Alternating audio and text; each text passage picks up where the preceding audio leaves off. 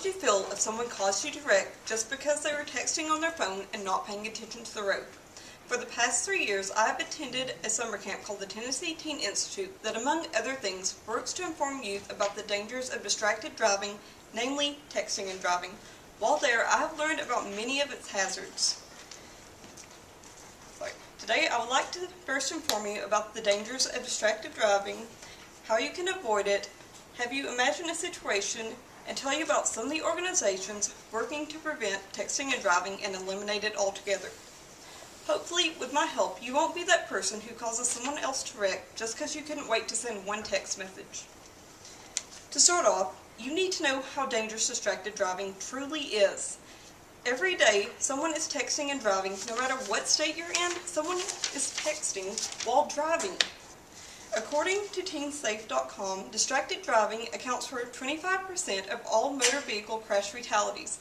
This means that this is the #1 cause of fatal crashes. In addition to this, Praise DC said that texting and driving is now the leading cause of death among teens, surpassing drinking and driving. This means that many people around my age are dying from something that can easily be prevented.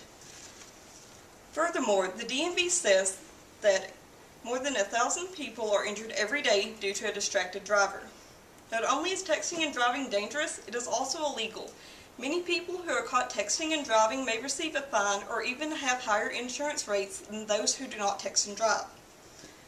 What can we do about this? Well, I will tell you how texting and driving is actually really easy to avoid. There are many things you can do to prevent texting and driving. According to I Drive Safely, you can mute your phone, keep your phone out of sight and out of reach, or pull over to use your phone. I personally like to keep my phone either in a bag or in my glove box, and I've followed their recommendation to pull over if I ever need to make a phone call or text someone. UC Davis Health also suggests to use an app to block incoming texts and calls. This would essentially eliminate most of the notifications coming through on your phone, thus reducing the urge to text while behind the wheel. Next, I will have you visualize a situation in which texting and driving has not been solved. I want you to imagine that you and your family have just been hit by someone who was texting behind the wheel. You did not see them coming, and they certainly did not see you. They thought that they could send one text and everything would be alright. This, however, is not the case. The Star Tribune actually wrote an article that is very similar to the situation. They wrote that a girl ran a red light near Becker, Minnesota, killing a father and his daughter. This means that our current situation is actually a reality right now.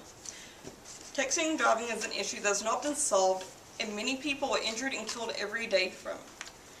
And I'm fairly sure this man and his daughter did not want to become another driving statistic that's easily prevented, and I'm sure most people don't want their vehicle to end up looking like that. Next, I will inform you about some of the organizations working to prevent texting and driving. Organizations such as Drop It and Drive and the National Highway Traffic Safety Administration are working to end texting and driving. Organizations like these work to inform youth who are most likely to text and drive about the dangers of it. Oftentimes, these organizations become speakers at youth leadership camps, such as the Tennessee Teen Institute.